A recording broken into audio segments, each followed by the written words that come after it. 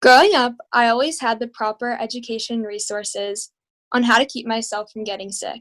To me, washing my hands, coughing into my elbow, and all the other ways to prevent getting sick were second nature to me.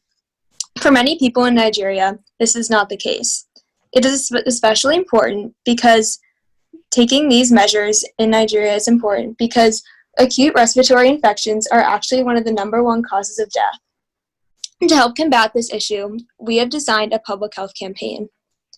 This campaign focuses on the dangers of acute respiratory infections, or ARIs, and how to prevent contracting and spreading them. Over the past 2 weeks, we as a team have been researching this topic to come up with the best solutions for these issues. Hi, my name is Grace. I'm Simone. I'm Maggie.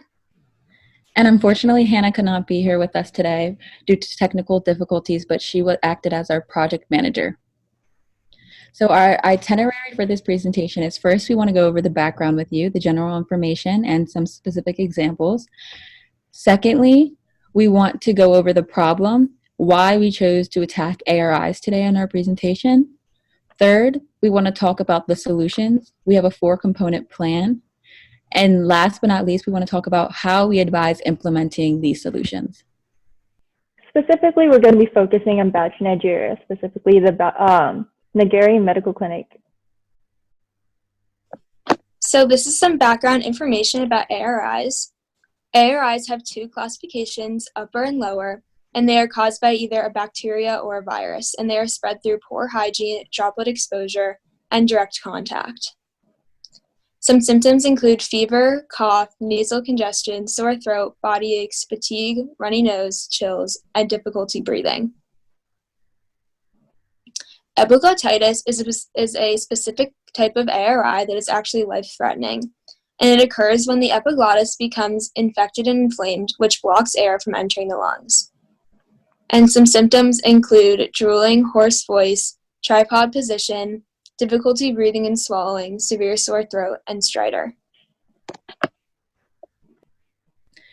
The problem is that acute respiratory infections, particularly affecting the lower tract, remain one of the top 10 causes of death in Nigeria. In addition, vaccines and certain medicines have misconceptions and a negative stigma in Nigeria, which does not allow them to be utilized properly as they should. So the strengths of this situation is, as of 2012 and 2013, vaccines are readily available since Nigeria launched the pentavalent and pneumococcal vaccines. And as of right now, there is no severe outbreak occurring in Nigeria. However, threats to this situation is the sociocultural distrust of vaccinations in the community, which leads to a lack of community support in the area.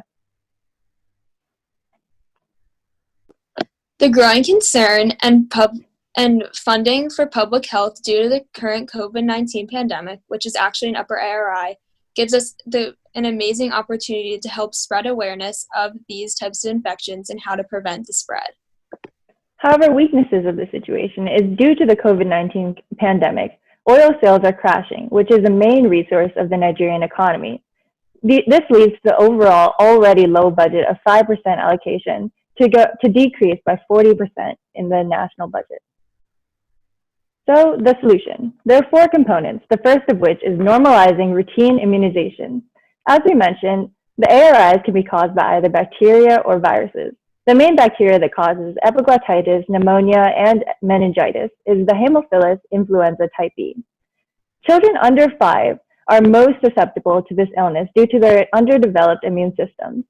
Only 35% of children do not even begin the 3-dose series of the pentavalent vaccine due to sociocultural and religious beliefs, especially in the Northeast. So this leads to our solution. We suggest a partnership between doctors of the Nigeri Medical Clinic and Maternity Ward and trusted community leaders in order to forge a bond which will garner support from the community to reach out, call attention to the need for preventative measures of ARIs and vaccinations. We understand that resources and funding may not be readily available to the community leaders. Therefore, we have provided a letter to both community leaders from doctors and to government officials from community leaders to increasingly garner support and request funding and resources. These two letters are translated in both Hausa and English. So our second component of our solution is to provide educational resources. We understand that awareness is one of the biggest components to preventing ARIs. But however, these preventative measures can only be taken after proper education. As mentioned, younger children under 5 are most susceptible to this disease. Therefore, it should be prioritized that they are provided with knowledge and instructions on how to protect themselves against infection. To do this, we have designed an interactive pamphlet for these children to be distributed to schools across Bauchi. Along with this, we have allocated a section of the budget to mask materials that will be distributed along with these interactive pamphlets to provide an educational activity for them to build masks and protect themselves against infection. Our third solution involves preventing the spread further. So acute respiratory infections, including epiglottitis, like many other infectious diseases, spreads through direct contact between people.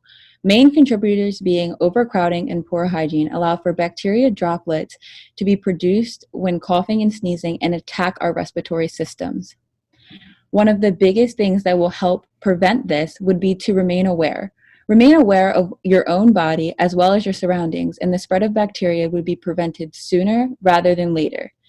To avoid spreading, several precautions should be emphasized.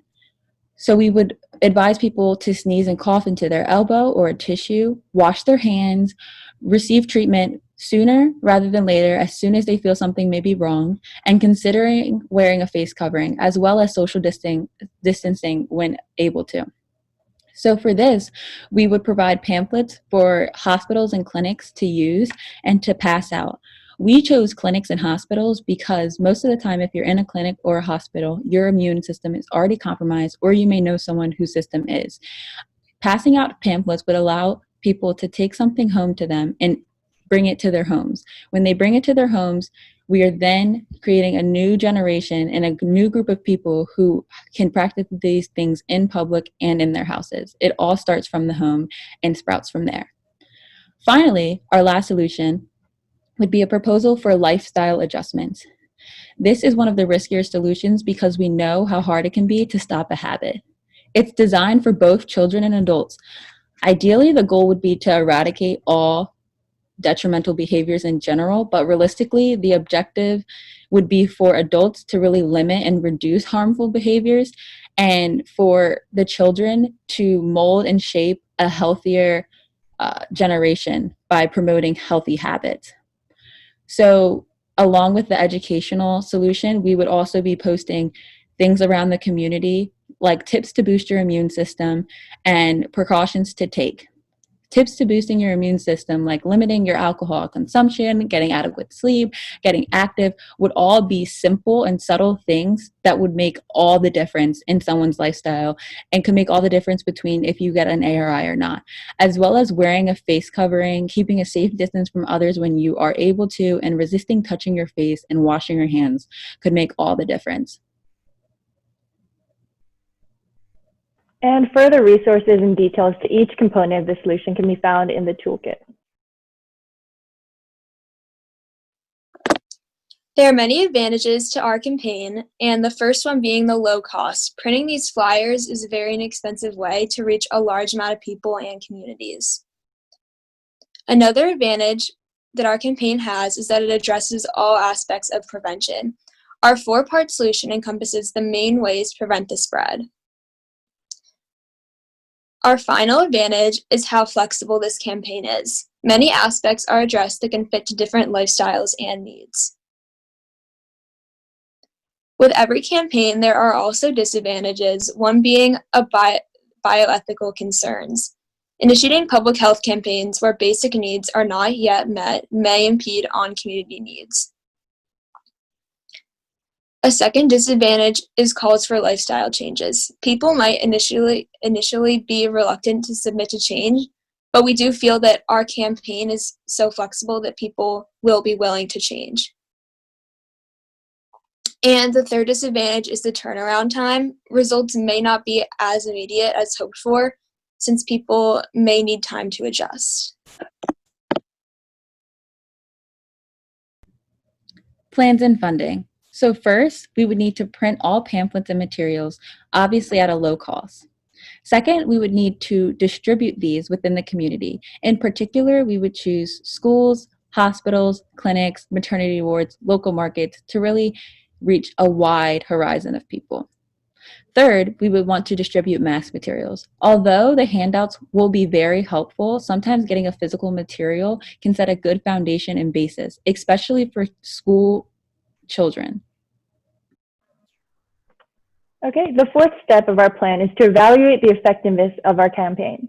So after 3 to 6 months after implementation, qualitative and quantitative data will be received through a survey so that we can see any changes in ARA infection rates. And the last step of our plan is to implement improvements based on the results of our evaluation to ensure that the community is being best protected from infection. So for funding, we are requesting $200 to implement the campaign. 100 will be allocated towards the printing of roughly 2,500 handouts, 950 of the educational resources, and 950 of the clinical pamphlets. The rest, which would be 600, would be posters and infographics that would be posted around Bauchi State. And the remaining $100 of the budget will be allocated towards these mass materials. $80 will be allocated to 18 yards of fabric with a 45-inch width, and $20 will be to 400 elastic bands. And combined, these materials will be able to make 200 masks to be distributed to schools. This is our team contact information if you're looking for any further info about our campaign after this presentation. And finally, thank you for listening. Does anyone have any questions for us?